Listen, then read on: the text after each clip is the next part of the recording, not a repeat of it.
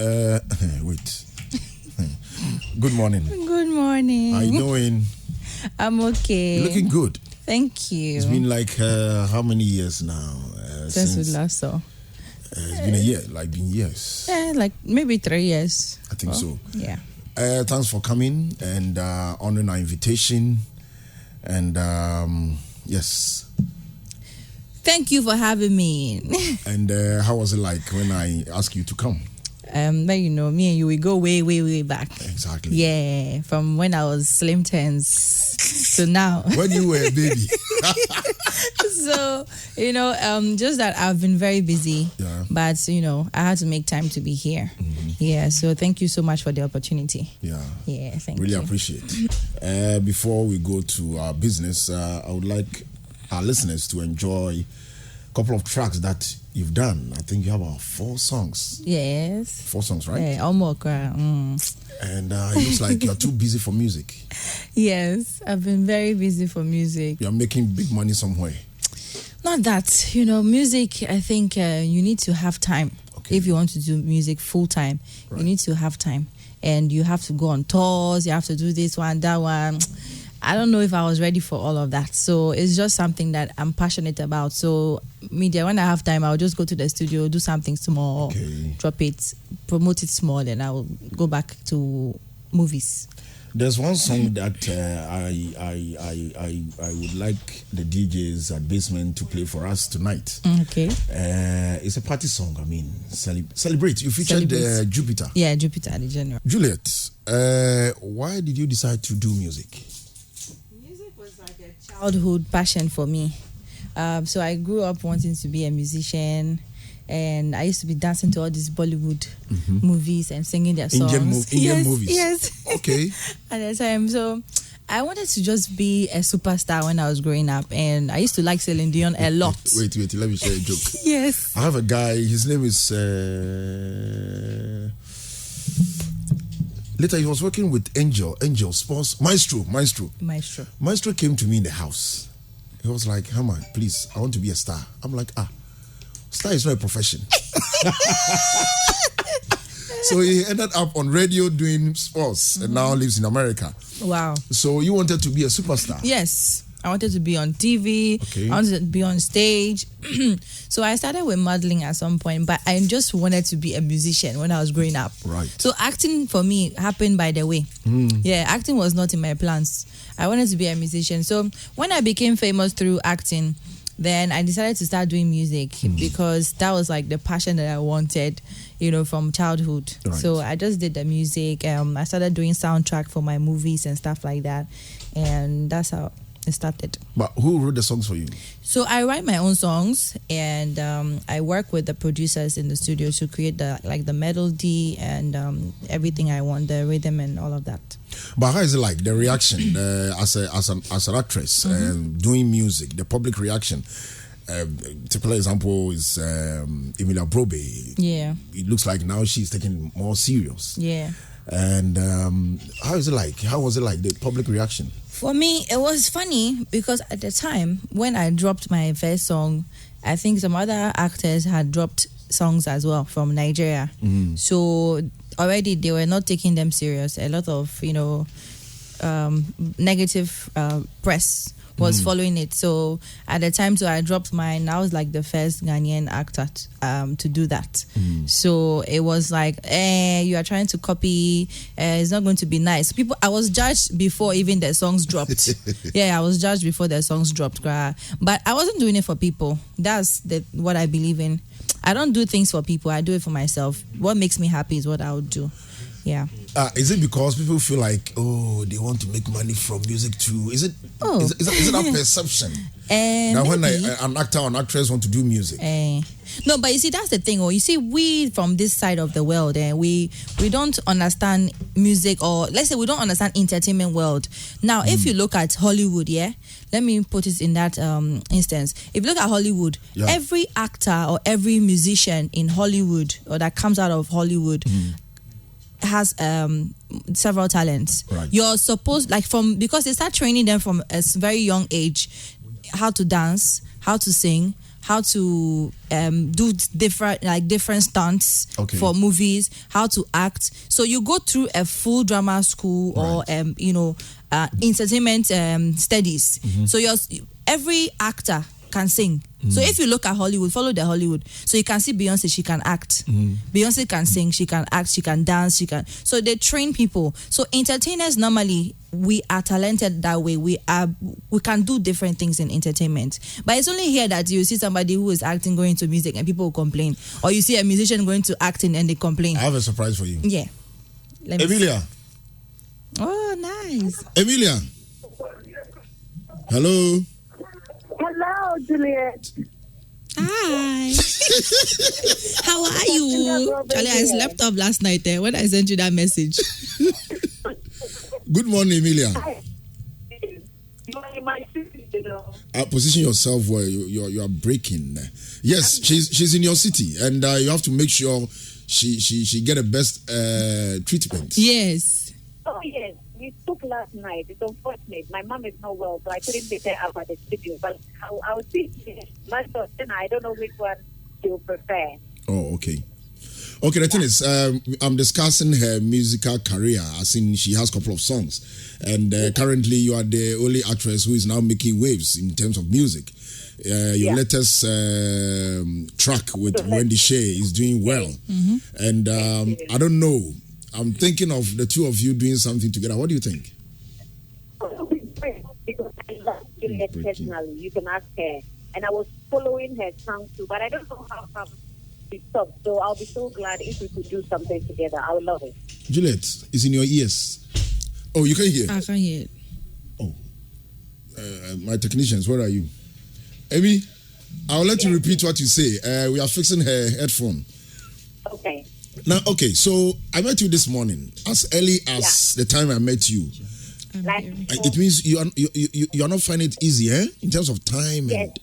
Yes, I need to do interviews here and there. Okay. Yes. Okay, and how is it going? It's been great, and I'm coming on HammerTime soon. Please give me a date. HammerTime. Can you hear now? Okay.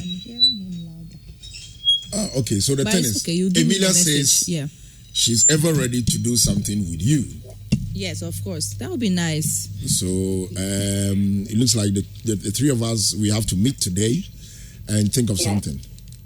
Yes, of course. That would be cool. Trust you. Super cool. I know you can make it happen. One time. Once you agree, it happens. Yes, please. Okay, so and tonight we'll be going to basement to have a good time. And we'll be happy if you can also join us to have a good time at the basement. So that's fine. That's fine. Okay, thanks. And I love hardworking women. See you later. Okay, sure.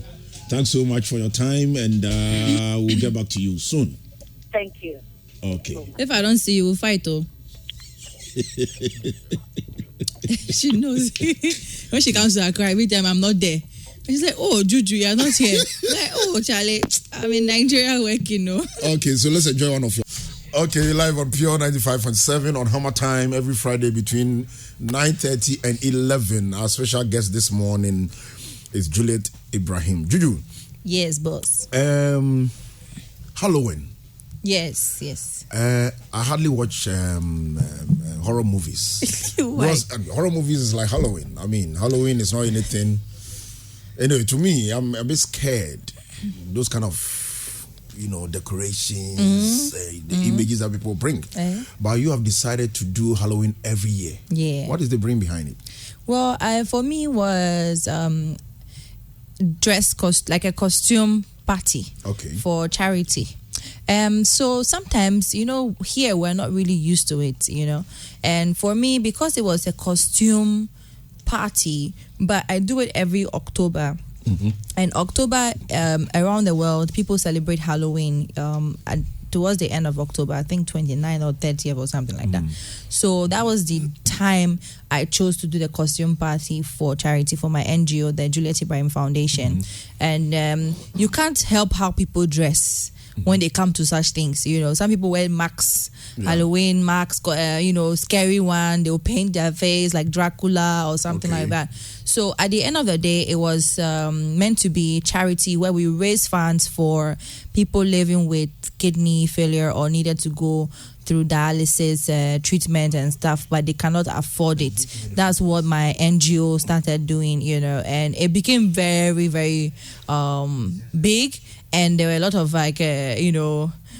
comments against it where Ghanaians were like, oh, we don't celebrate this thing. We're not used to this kind of culture. You know, you're promoting evil and blah, blah, blah. But at the end of the day, is now very much recognized. Everybody is doing it in Ghana. Every year they're having several other parties that are not even for charity, for Halloween and stuff like that. So I think people just misunderstood the concept behind my costume theme parties every year.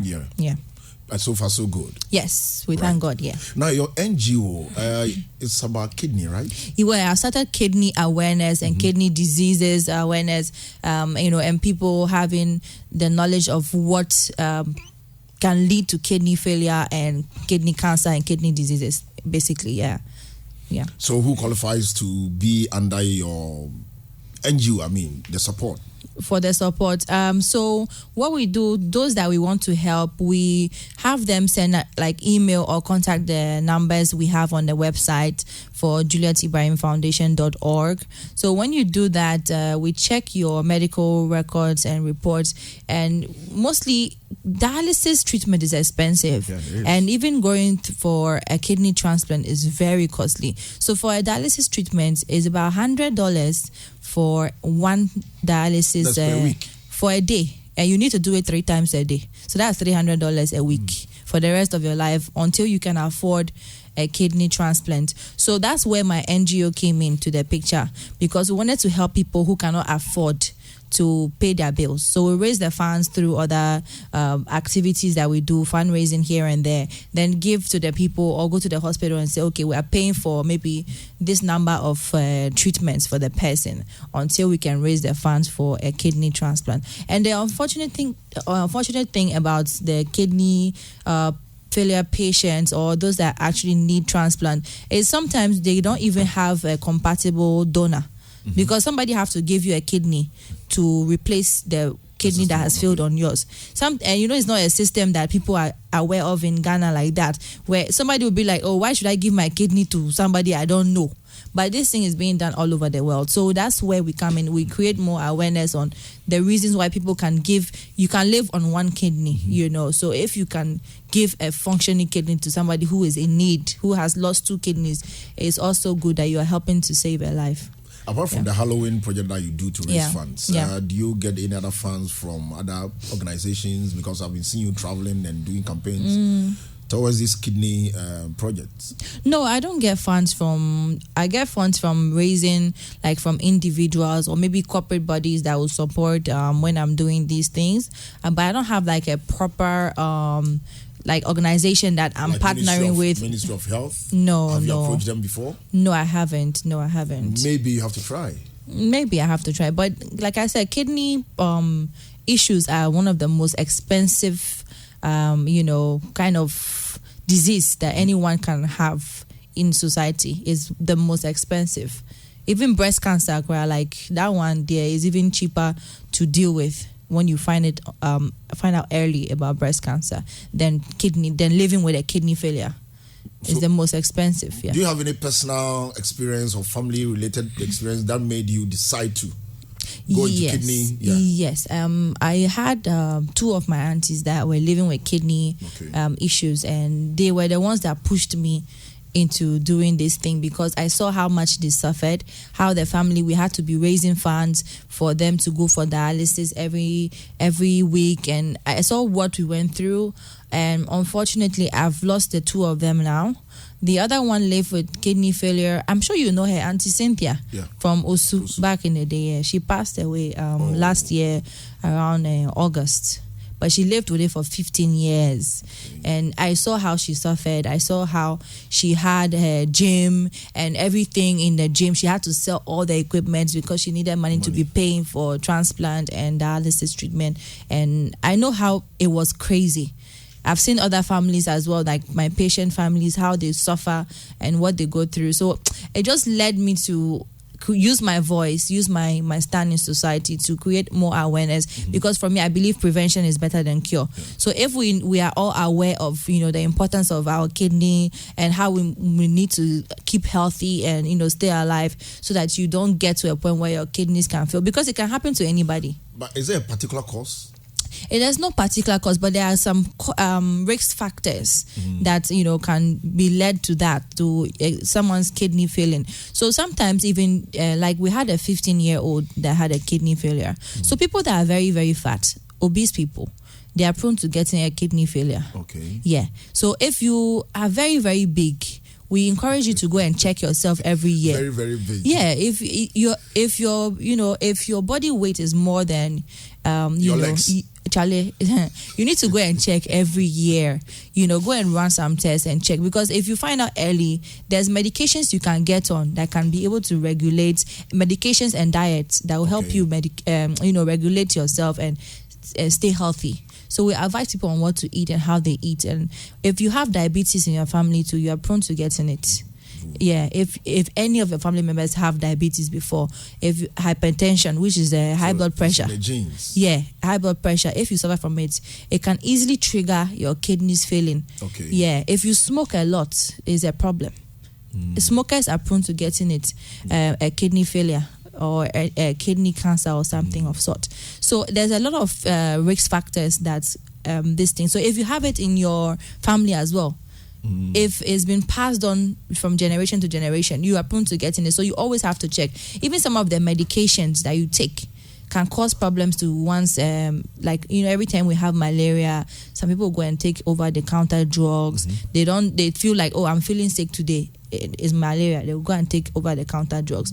Those ones can be affecting your liver and kidneys. So it's always good to go to the hospital and request for proper tests to be run, so that you know what is going on in your body, know. And for the kidney cancer, if you see blood in your urine at any time, you need to go and check yourself, because that one there is a first sign of kidney cancer. So we try to create this awareness for people to understand that you need to drink lots of water, to flush out, because that's what the kidneys are for. So more water in your system is good for you as a person, and it can happen to anybody at any age. It does not have, but it's more of men that get it. Kidney problems too. Yeah, more of men. So if you pass the age of 30 years, you just need to be very careful on how you smoke and how you are eating, your bad health habits. And another thing, how we do these things now, we Ghanaians, we're taking herbal medicine plenty like that. Some of the herbal medicines will affect our kidneys. So it has an effect. Yes. Negative effect. Some of those very strong ones that you don't know who made it, what the portions or concoctions they have mixed together, and you just buy it and take it. Okay. They affect it as well. Yeah. Okay, so this is HammerTime, Pure 95.7. Juliet Ibrahim, our guest this morning. We're discussing kidney, and she has an NGO. For more, some more kind of say. Learn how to speak she. I will. My country. See your life. The carrying answer a kidney, whom some near kind or NGO be our kidney biano. To me, apply through email. Your debemamo na no mokasa. Omit me abeboa na wenya emwa if you want change into our kidney issues are with me a contacting na edidi enkomo. Now, you wanted to be a superstar. Yes. That was your profession. But you started with modeling. Yes. Couple of shows here and there, and you started acting. Who introduced you into acting? So when I won a beauty pageant, Queen of Languages in 2004, I was on stage, and there's this guy. But at that time he used to be a pageant coordinator. His name is Omar the First. I think you posted our picture together. Omar the Talker. Yes, Omar the talker. So Omar came to me on stage and said, Juliet, wait, there's a movie audition happening next tomorrow. I think you should come. They're looking for new actors and something. So I was like, oh, Omar, dear. You know, Omar talks too much. Talk. So I was like, are you sure? He said, just come. You should come for the audition. I'm going for the audition myself. So let's go.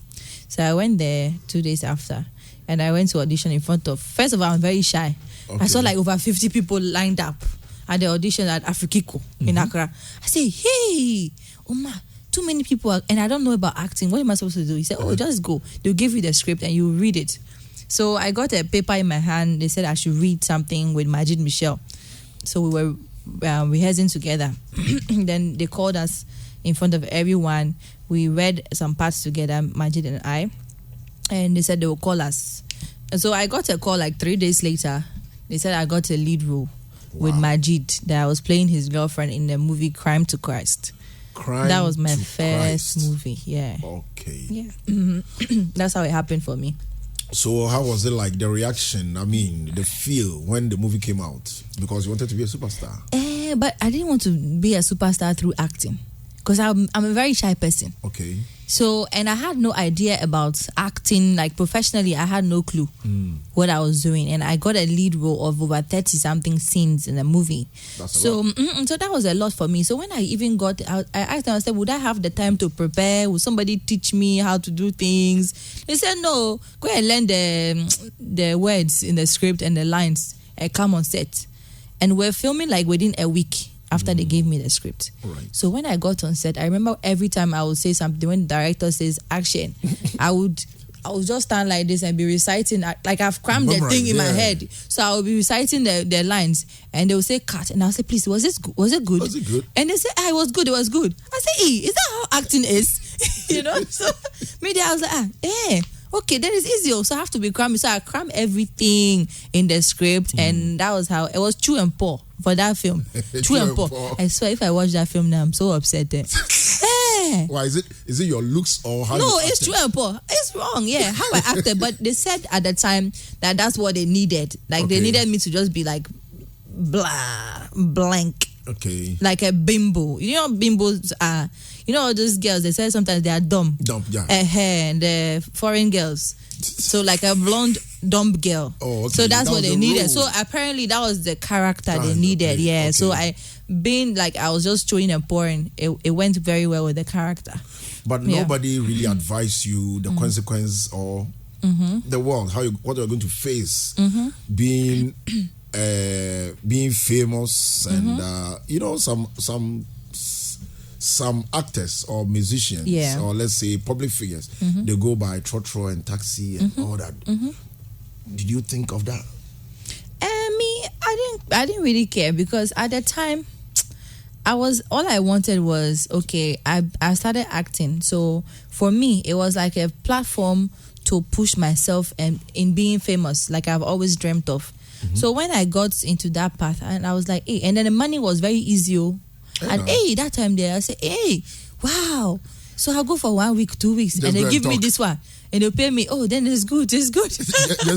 So I started doing research on acting. I started watching YouTube videos on learn how to, act and stuff like that. So I was like, then this is very cool. So I took it very serious, because for me at the time, I was struggling, hustling to survive and pay my school fees and bills, by just modeling. So this is another avenue of income for me. So let me take it serious, So nobody will warn you like, Charlie, being famous will take away your privacy as a normal person. You can't just walk the street, or you can't just enter a taxi or trotro like you're saying, Nobody wants you for that. You don't even think about it. But for me, I've been lucky in a sense that I've not really carried the being famous on my head. Right. I can still do whatever I want to do. Like if I have now, I'll enter the taxi. Good. Yeah, that's how I am. Because if you live your life to please people, you are going to suffer. That's what you see most people are doing. They'll be calling some people, they say slave queen, something. Yes, people are overdoing things because they're trying to live up to certain expectations. I'm the kind of person, like, people don't even know what car I drive. I will never post my things on social media and be bragging or, oh, Charlie, this is the life I live. If I cannot afford something tomorrow, how do I keep up with the fake lifestyle I'll be showing off? That's how I am. So I've been living my life like that because I know that nothing is promised, in this life. So let me just live my life. I have bills to pay. I need to make more investments. That's why I'm here. And that's about it for me. As a woman, yes. You see, there's a perception out there, somehow truth, that directors, producers, those in charge of that industry, harass women. Yeah. As a woman, have you faced such challenges? For me, I did not. And like I said, because I got lucky. I was on a beauty pageant after I won, and somebody called me, my friend called me for an audition for a movie role. And that's how I entered the movie industry immediately. So I think, I always say this, that those ladies that suffer the harassment and things, it happens in any work of life, in any career in the world. You can face harassment or something. So for acting, I always say the girls, some of them come around very desperate. Like these guys are there for you to go through the proper channel and audition and, meet a production company or register with the casting agency. You decide to go and be chasing the director or producer or his production managers and begging them, please, if you have a role, put me in, please call me. That's when they will take advantage of you. You're not supposed to do that. Okay. You're not supposed to be desperate for something. You have to go through the right channels. If you go through the right channels where you are being casted and invited for an audition, nobody is going to molest you. Nobody is going to harass you. But sometimes our girls are extremely desperate because they want to be famous. They want to be on TV. So they go through any length to get there. And that's when these kind of guys will take advantage, For me, I didn't really face that. There's only one experience that I had. That was on the set of my second movie. The director at the time, the guy would just be admiring me, like he would be staring at me when I walk on set. I was so uncomfortable. Like, then one day I was passing with my friend George. I think you know George from back in the day. He used to be we had a modeling agency together. George. So we're walking together, and then the director called me back. He's like, Juliet, come. Then I looked back, and I went back, and then he said, give me your hand. And he took my hand. Then he put my hand on his this thing. This thing? Which one? The thing down there. And it was hard. The flap. Hey! And then he said, this is what you are doing to me. And this was like outdoor. Really? He said, this is what you are doing to me. I just pulled my hand back. I was like, Jesus, are you... Why do you say Jesus? The thing was like black snake. I was scared that... Anaconda. Cobra. I said, hey, what is this? And then he said, oh, that's what you are doing to me. And that was when I actually realized that I told George, George, you have to work with me everywhere on this set. If I go left, you are with me left. If I go right, you are with me right. Because I didn't know what the guy can do. Like, what if I happen to be alone with him somewhere, So George was behind me 24/7 on that set until I finished my scenes. I think I filmed for like 5 days on the set, and I left. He was calling me when I was leaving. He said, oh, Julia, are you coming back? I said, I'm coming. Don't worry, I'll come back. And I left the set. That was the end of it. Since then, I've not worked with the director. So we say this is sexual misconduct. Yes. I have a friend who is organizing a show early next month, sexual misconduct. Okay. In the secondary schools among the youth. It looks like it's going on. Yes. So it looks like a lot of women are facing these kind of treatment. Yes. Is it the women who tempt them, or is the character? It's the men that they don't have self-control. That's what I would say. Yeah, it's not the women that are tempting them, because this guy, I was filming, I was working on set, I wasn't seducing him in any way, So he himself put his imagination to work, imagining me and fantasizing about me, and that's what happens. So if a man doesn't have self-control and self-discipline, then he leads to doing these kind of things. And it's like I said before, it's happening in every work of life. So it's happening to students, where even their teachers in school can see a young girl wearing her normal uniform and they are still attracted to the girl. So it's not about going miniskirt or whatever? No, it's not. Trust me, it's not. It's not the miniskirts. Because that means that man can even do it to other ladies and he can get away with it. If a lady is easy, maybe she wants to get a movie role, for instance, she would have gone to give him what he wanted, So it's happening. I feel like it's not, even though dress code plays an important part in society, but you won't say that students are wearing mini skirts and stuff. Yeah. The young girls that are in schools with full uniforms are not in mini skirts. Anyway, but still they get, exactly. People even harass and rape 9 years, 10, 7 years old baby. That's psycho. Yeah, so it's actually a problem. It's a sickness, it's a sickness for a man to actually sit down and have lustful thoughts to the point of implementing it on a girl that is helpless. That sickness, is it spiritual or medical? It's both, though. It's both. It's not normal. What's the way out? The way out is to be clearing them from society. How? You kill them, castrate them. Because if you see, if we start having laws that can actually be implemented towards rapists and all these things, they will stop it. Because their colleagues will be scared. That's what they do in some countries. You can't do this in Saudi Arabia and stuff. They hang you. They're not. Yeah. So certain things will not be practiced there, But we are very lenient people, but we are not strict like that. So this friend of mine who is organizing this program next month, she just sent a message. The program is the Guardian. Fighting sexual misconduct among the youth of today. Yeah. Maybe she'll get in touch. Yeah. See, because it's a psychological problem, honestly. Like, it's not normal that you can sit down and lust or have ideas towards somebody who hasn't given you a sexual advance. If a woman has not told you, oh, yes, let's do something, why are you in your mind imagining things and lusting? There's no consent. Yeah, there's no consent. So why are you doing it? Why are you trying to force your way out? Like in my book, for instance, I spoke on some of these things, on experiencing molestation, rape, and these were people that I did not. Like my first sexual molestation experience was when I was about 8 years old. Okay. Yeah, in my book. Yeah. We'll go to the book. Okay. Thank you, sir. It's over, but it's not over.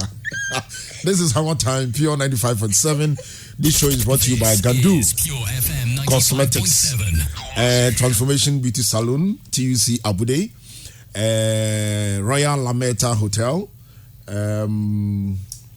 So don't even know you made the fear be the bro. Your name celebrities. Your name Oma Chow industry numa still no Omo Yenyoma. Ebe enjoy your back from ebe enjoy your back. Okay, Juliet Ibrahim. Have you noticed that I like reggae? Okay, your hairstyle.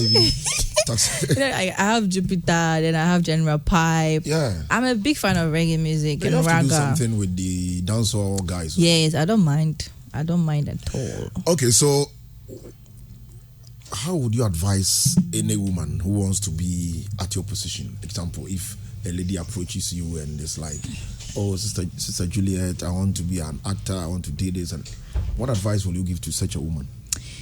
It's very tough, Most times I tell them, for me, I believe that I was destined to be where I am. That's why I got lucky and I went through every situation that I went through to be here. So if someone always would say, oh, I want to be like Juliet, I would tell you that you have to find your calling first. Calling? Yes. Are you meant to be in this position? Are you destined to be where you want to be? Sometimes some people just like something because they feel like, oh, this is what's happening or this is the trend. But from childhood, your parents can tell, you can have signs of what you were meant to be or what you're supposed to grow up to be. So someone who is supposed to be a medical doctor can be saying that, oh, Charlie, I want to be on TV. And a person will work for over 20 years and they still don't get the opportunity to be on TV. Exactly. ignoring the fact that you're supposed to be a medical doctor. You see the difference? Yeah. That's how I see it. So you need to figure out what you want to be in life first, and then work towards it. So you have to go through the proper channels, like I always say. Mm-hmm. So if you want to be on TV, you want to be an actor, for instance. Being an actor means you have to go to school. Mm-hmm. You have to study. You have to know what entertainment business is about. Mm-hmm. You have to understand what acting is about. Then you start finding production houses. You go through the proper channels. Go for casting agencies. Go for auditions. Or sometimes go to school, get a degree in whatever it is that your parents want you to do, or whatever calling that you have on the side, or, and then make the acting a passion or a part-time thing that you can go into whilst you are chasing the right platforms. And there are some people too nowadays that, because they want to be in the movies or they want to get into acting, they actually produce their own movies, which is the best. So you take your own fans and you produce your movie. So you don't get harassed by anyone. You hire a producer, a production company, and say, hey, I want to be the lead actor in this movie. This is my script. I'm bringing the fans. I want to be. And then you become your own, like in your own movie, you become the superstar that you want to be. But it depends on your financial status. Yeah, but that's what I'm just saying. Like, it's another idea, Was it the reason so people are doing it. Was that a reason why you decided to do your own movies? Well, for me, it wasn't. I've acted since 2004. Let's say officially 2005. I've been acting, and I got to a point where I had so much more to share, and I was being stereotyped in the kind of roles I was given in movies. I was always playing a bad girl in a movie.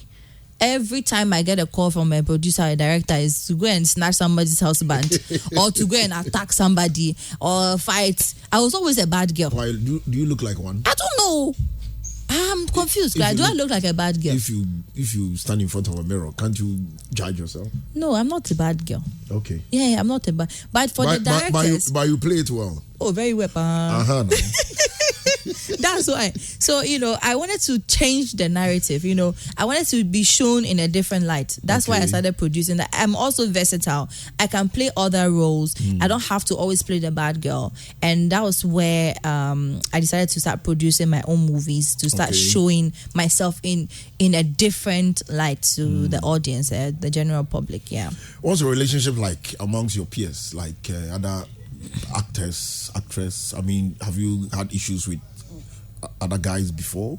Issues like, like fights or something? Yeah. Oh no. Media, I'm like one of the most friendliest person in the industry. I believe I'm one of those people that try my best to unite people in the industry. That's because at the end of the day, we're all fighting for the same thing. We have the same goal. I don't see the unnecessary drama that sometimes they'll create on social media and stuff. And if you look at it, most times the media even try to create something which is not there. Sometimes I'll post something on my social media caption, and I will go and see that the next day they say, oh, JULIET IBRAHIM attacks or say something about colleagues. I'm like, huh? Did I mention that on my caption that I'm attacking colleague or something? So I realize it's the media that is always trying to find something that will make people to fight or have issues.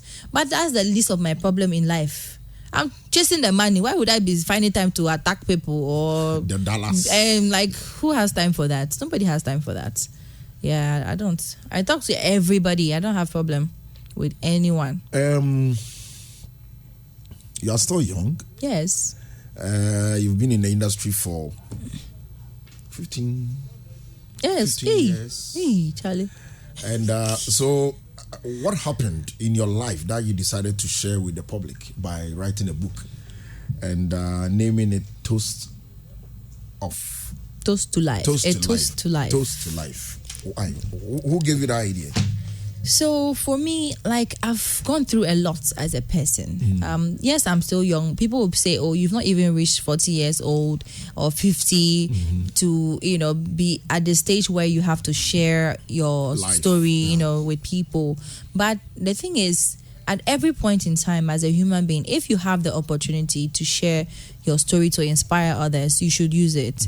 And I've gotten to that stage where I believe that it was time I had to share and inspire so many people that look up to me. You know, like you just asked me, there are young girls that might want to be like me. What do I have to advise them to do? And everything is in this book. My journey to stardom.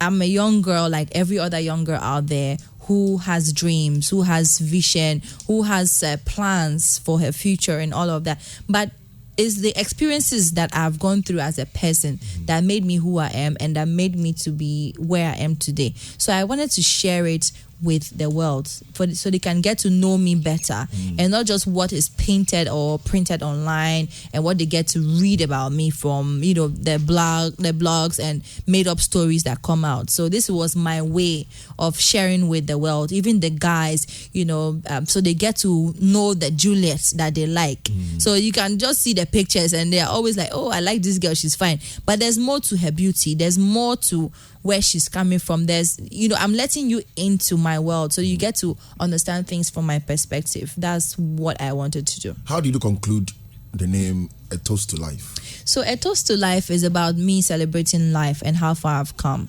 in this journey of mine. I've experienced 3 civil wars that I know some people that went through those wars that have not even been able to recover from things that went on.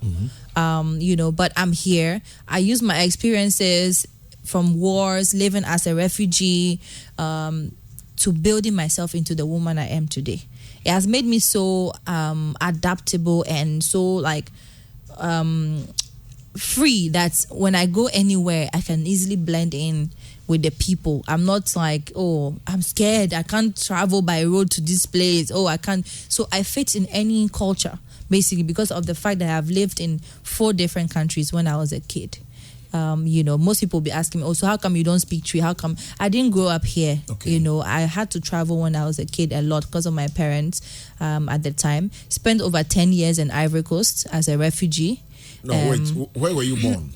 So here. From Ghana. You were born in Ghana? Yeah. From Ghana, my parents traveled, went to Lebanon. My dad is Lebanese. So went to Lebanon, from Lebanon, Liberia, and then Liberia to Ivory Coast, back to Liberia again, from Lebanon, then moved to Ghana, finally, in 2002.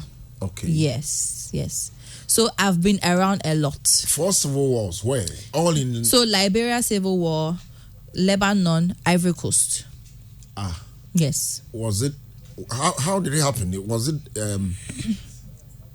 It just happened to you that it's an unfortunate situation. Very, that you fell into those wars at that time. Yeah. As a kid. Yes. Which one was the first? So the first one we experienced at the time was Liberia. Then we experienced the Liberia War. That was 1990. And then we moved to Lebanon again. Liberia War. What did you see? Hey, plenty things. I was very young at the time, so we experienced with the ones I can remember like vividly. I remember like overnight, you know, the parents had somebody knock on the door, and the guy came to tell them that by morning they will be fighting war. So he came to tip them off. So by 5 a.m., my mom had to start telling all her siblings and everybody that was around. My dad was telling his friends that we have to move out. And they had a pickup at the time. So those that want to join the pickup, we should start going by road to Ivory Coast. It shares a border with Ivory Coast. Okay. Yeah. So you were closer. That part of Liberia it shares a river. There's a river that. So there's a border there by the river with Ivory Coast. So that was the closest place everybody could go to. So I remember when we got to the border, we could see the river in front of us here, and the rebels stopped us and said we should get out of the car. And it's like I'm about 6 years old at the time. I was very, very young. And my sisters, my sister Sonia was very young. I'm the firstborn of the family. Right. Nabi was a baby, you know. So it was crazy. It was a very crazy experience. But I remember that my mom was standing with Nadia in her hand, the baby. And I remember the rebels like trying to shoot at my dad. And she stood in front of them and said, like, you're not going to shoot my husband. Was he challenging them? He wasn't. They wanted money and he didn't have. They said he should give he should give them what he has on him, money, and he didn't have what he had already. They are taking it, and they said they will shoot him, they will kill him. That he's with the opposition party, like some silly things they were saying just to find an excuse as to why they should attack the man. So she stood in front and was trying to like fight them off that they are not going to do that, and they started shooting between her legs. I remember she was jumping up and down with the baby in her hand. We were screaming, we were shouting, and right in that moment, the jet bombers, those jets that actually drop bombs from the air, were passing. So when they heard the noise of that one, the rebels had to start covering us with grain and covering the cars with some green leaves they had made to cover the whole car. It's like as if it's I don't know how they do it, but I remember that they said we should all get out of the car immediately and go to the plantation that was there. So we went under the plant. They said no movement, like nobody move. If you move, they drop a bomb. And then they covered the cars, and in that very moment, as soon as the jets passed us, the rebels jumped in the car, and our own car, they entered the car and drove off with the car. So we were stuck under the plantation. So immediately our dad and the guys that were with us, my cousins, they said, okay, let's get everybody to the canoe. And the canoe was only one that was there. So they put the women and children on the canoe, and the guys said they will paddle along with us in the river. And this is a river that will probably have like animals in it and stuff. Anything can happen to you? But they said they will move along with us. So the men were in the river swimming along, and unfortunately one of my cousins drowned in that very moment. And the boys, we don't know what happened, but everybody was screaming, like things were happening very fast. But we made it across to the other side, and that's how we entered Ivory Coast. Yes. So at the time, you going to Ivory Coast or you living in Ivory Coast wasn't like a visit? No. It was through war. Yes, we left everything behind to start life all over. All over, yes. And in Ivory Coast, how did that one too also start? I mean, the Ivory Coast one, I think it started in 2000 or something, and that one too was crazy, and it was unexpected because we had lived there for over 10 years already. Oh, okay. So that was more like home now. Yeah, you know, we lived as a refugee. So my family started business all over again and everything. My dad had a supermarket there with my mom. Everything was different. So that's why we were going to school at the time.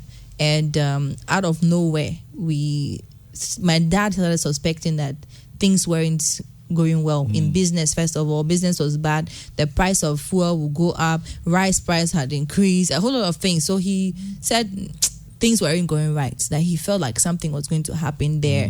You know, with the way situations were. And out of nowhere, it was true. They had started fighting in some parts of the country. Already. Yeah.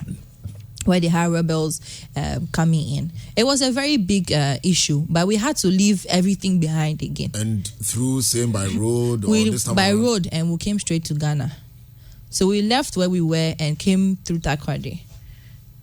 Okay, so so by road. Through Alubu. I don't know the name of that border. Yeah, but yeah, the Takoradi one, yes. Alubu. So you passed through Takoradi, and I went straight to Tema with the family. Which one was? Which of the journeys were very scary? I mean, the Liberia to Ivory Coast, Ivory Coast to Ghana. I think they all were scary because for the Ivory Coast one, we're alone. We had to separate from our mom. As in the children? Because yes, the children, only me and Sonia and my cousin had to move separately from my mom and Nabil and Nadia. Because the space in the car, the person that was supposed to help us to take us across the country didn't have enough space because he had to carry his wife and his own children. So we had to separate. So it was the first time as a child for me at that age to be on my own without my mother's help or anything. And I had to be the bigger sister at the end of the day to my cousin and Sonia. So that was also very scary because they had checkpoints at every 5 minutes. There was checkpoints by rebels checking the cars. They will check you come out, they will check all of you.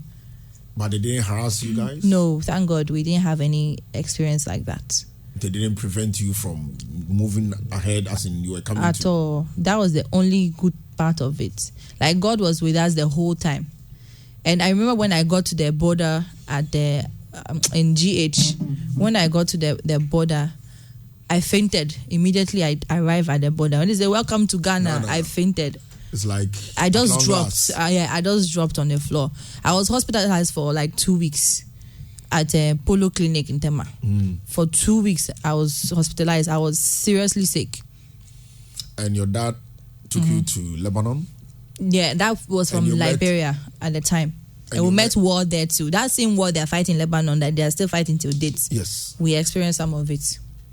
But I heard the Lebanon one is going to take a long time. Very long time. To solve that situation, because they have too many parties, opposition parties. Too many. And most opposition parties have members in government.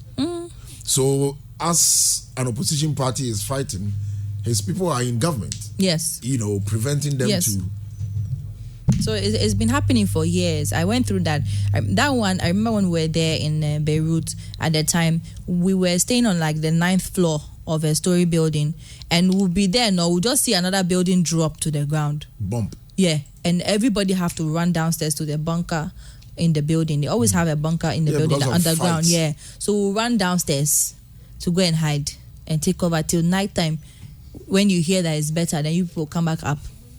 You should have been a soldier. Oh, Charlie. Charlie, you're wicked. This is HammerTime, Pure 95.7. Okay, so Juliet is our guest. You said you were molested or harassed. Which one? All of them. What happened? Long story, but in my book, I spoke about 4 different experiences that I had. So one was when I was about 8 years old, and one of my uncles at the time. Your uncle? Yes, tried to rape me. He wanted to do you, Charlie. He tried to rape me, and I escaped. When he brought out his stuff, I ran out of the room. I don't know how I fought my way out of it, but I could not bring myself to tell my parents at the time. Yeah, I couldn't. I was scared. I was afraid of, what are they going to say? What am I going to cause? Like family problems and something like that. I was very afraid. I didn't know what was going on in my head at the time.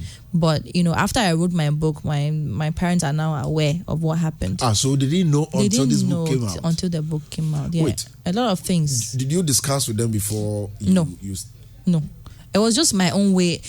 Writing this book was therapeutic for me. I needed to get a lot of things that I've held in myself within for all these years. I needed to share things with people, because I realized a lot of people are going through the same things that I'm going through, or that I've gone through. So this was my way. It was like a therapy for me, a way of just letting things out. So my family members found out a whole lot of things in the book after the book came out.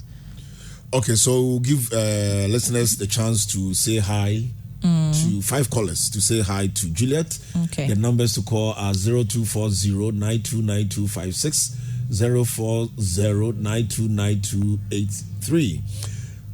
Now, so what your mom, how did she take the content of the book? My mom was very she was like confused, and at the same time she said God knows why I didn't tell her at the time, because she would have done something crazy to my uncle at the time. So God knows why. Now all your family matters are out there. Yes. Your mom, after writing the book, did she try to prevent you from publishing it? No, she didn't, because I waited till after it was ready. Then I showed it to them and told them about it. And I think that they realized that I needed to... I've always been a strong type of person around my family. Okay. Like, they've never seen me cry or seen me sad or broken before. Is it because of the blood? It's because I've actually been like the eldest in the family. I've always tried to be the strongest person in the family. Like, they can cry to me, or they can share their problems with me, but me, I won't go to them to share my problems. So this was me opening up to them for the first time. Like even during the lunch in Accra, my auntie was crying the whole time, like she couldn't hold it in. My mom was, down about it. But at the end of the day, I've been able to share a lot that I've kept inside of me through this book. So this was like my own way. Like I said, it was my therapy of showing people that no matter what you go through in life, you don't have to carry it on your head. Like I see some people sometimes, they'll be like, oh, Charlie, things are not going well with me. And then they give up. I'm that kind of person. If things are not going well right now, I don't give up. I will find another way to do something else or to go about whatever it is that I'm doing so that I can make it happen. I don't know how to live on negativity or being set back.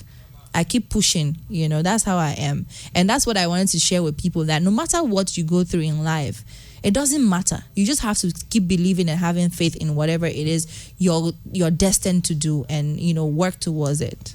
Yeah, it's live on Pure 95.7. This is HammerTime. We're done with the phone calls. And Juliet, let's come back to the industry. I know musicians are having their own issues with Gamro and all. The actors, the movie industry, what is happening? It looks like we are not seeing the way we wanted to see it.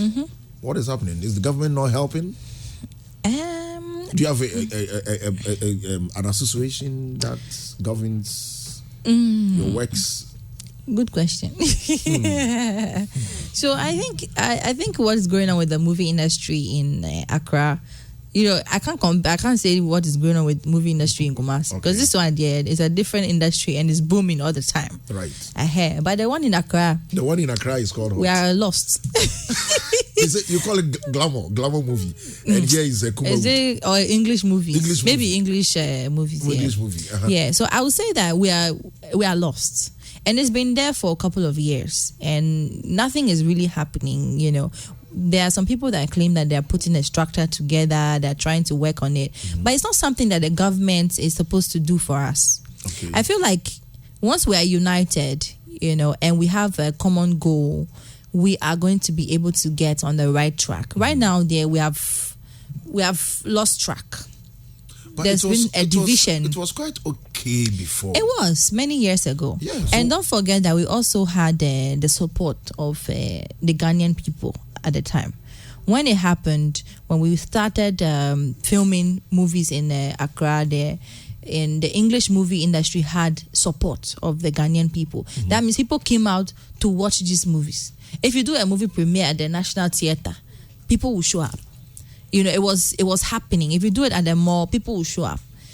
The place will be filled up from downstairs to upstairs. People are everywhere. And then we had the power of the DVD market as well, where Ghanaians will buy the DVDs. If it's 5 CDs, they'll buy it and they'll go home to watch. That culture was there. But now it got to a point where the whole market of the DVD culture disappeared. So if you do a DVD, you don't even make the sales back. If you put the movie on DVD, you don't make the sales back because of piracy, and people will not buy it. So the culture and the whole thing that was going on back then stopped. Now we don't have that much cinemas in the country. If you look at, we don't. Unlike Nigeria, for instance, they have over 100 cinemas in the whole of Nigeria. That is a good avenue of generating revenue for the movie industry. If you have 100 cinemas and you show the movie for like 2 weeks in the cinemas, that is some good money for a producer. But now we have only Accra Mall Cinema. We have one here. Then we have maybe West Hills. They have a cinema? West Hill, yeah. So maybe we have like 4 cinemas in the whole of Accra. Wow. That's not much. And those 4 cinemas cannot even take maybe up to 1,000 people if you combine them together. You see, it's not like 1,000 people. So the industry itself needs the support of the corporate world and the Ghanaian people. People have to come out to watch the movies. If you don't have people that have interest in the movies, how would you produce? The storylines. It's not about the storylines. These people are watching Telemundo too much and Z World. Yeah, it's true. Do you know that they've started premiering Z World or Telemundo movies in cinemas? We should blame the NCA for allowing the TV stations. I've said this once before. For allowing the TV stations to be showing those. There's no local content that is being celebrated, that is being pushed to the Ghanaian people. I think they should give them a certain percentage that they can show foreign stuff. Maybe, or even so if they charge them more, they won't, because they go out there, buy it cheap. Yeah, they buy it very cheap and show it. So if the interest of the Ghanaian people are going towards or being shifted towards these movies that are being shown on TV and stuff, why should they leave the comfort of their homes after when there's Telemundo showing at 7 p.m. to go and watch, translating it in your local language, to go and watch a Ghanaian movie that is supposed to be celebrating Ghanaian culture and showcasing Ghanaians to the world. Movie industry is a form of tourism. That's what people don't understand. We are selling the country to the outside world. When I go out there, I know how people celebrate me because of the fact that, I'm doing the Ghanaian movies or I'm acting in African movies. Yeah. But my own people will not celebrate me like that. Yeah, they'll walk past me. Say, that's Juliet. Oh, bye-bye. They will walk past. But over there, I'm celebrated. And that's the problem. The media crowd, the bloggers in Ghana are not helping the industry. When every day all they look for is negative news about the celebrities. You are pushing negative news about a movie that comes out. You even disqualify the movie before it gets to cinema. Rubbish movie. This one. They will say they are blogging about it. By the time it gets to somebody who is reading the news, do you think the person wants to go to the cinema to watch the movie? No. That's what is happening. The Telemundo kind of movies don't get that kind of discredit that we Ghanaians get. So this is a problem that we have to fix within ourselves first as a people. Before we can even start pushing anything to the government and asking them for help, a lot of things have to be set in place. There's structures for having the movie industry stay relevant. And to be what it is starts within us. It starts with a whole lot of governing boards. And that's why I believe that Nigerians have done it. And that's why till date, Nigeria has one of the highest grossing movie industry in Africa or even in the world. Is the third largest, Nollywood. Why? Because their people have understood. If they launch a new movie in Nigeria right now, you will see how they will rush to the cinemas to go and watch it. They have the culture of supporting their own. Is it because Ghanaians, we don't have that appetite for cinemas? If we don't have the appetite, we are not. I would say so. Yeah, I would say that we don't have that culture. The cinema culture is not in Ghana yet. But you see, it takes. I think it looks like some people see it as they don't have it. What's the word? They like worldly. It's a worldly thing. It's not a worldly thing because it's something that you can take your family. Like me, in Accra like this, I go to the cinema all the time. I'll take my son to the cinema. We'll go and watch a movie. And it's an experience. It's a different experience. But you will see that the mall will be empty. The cinema will be empty. Will be like 6 people in the hall. Too bad. No, but in Nigeria, you have to wait. They'll tell you it's even filled up. That you should go and come for the next day. Yeah. Because the cinema culture has been pushed on them through the media. Right. So if you see the media, the TV stations are showing movie premieres. They are showing, this cinema is here now. The movie culture is being pushed into these people. So they are forcing to do it. When you sell, the media has a very strong power. They can make you and they can break you. Oh yes. That's what the media don't know about. So the same media people can push the cinema culture on Ghanaians. Yeah. Okay, thanks so much, and I really appreciate you coming on my show, and it's an honor because it's not easy to pull you from Accra to Kumasi, and you've been moving around. You brought me in from Sierra Leone, Now you live between Ghana, Nigeria, America, Sierra Leone, everywhere. And thanks so much. Thank you for having me. Okay, so I owe you fufu. Yes. I haven't forgotten. I'm ready. So from here, I didn't even have breakfast. I was waiting for fufu. This is Pure 95.7. Yo.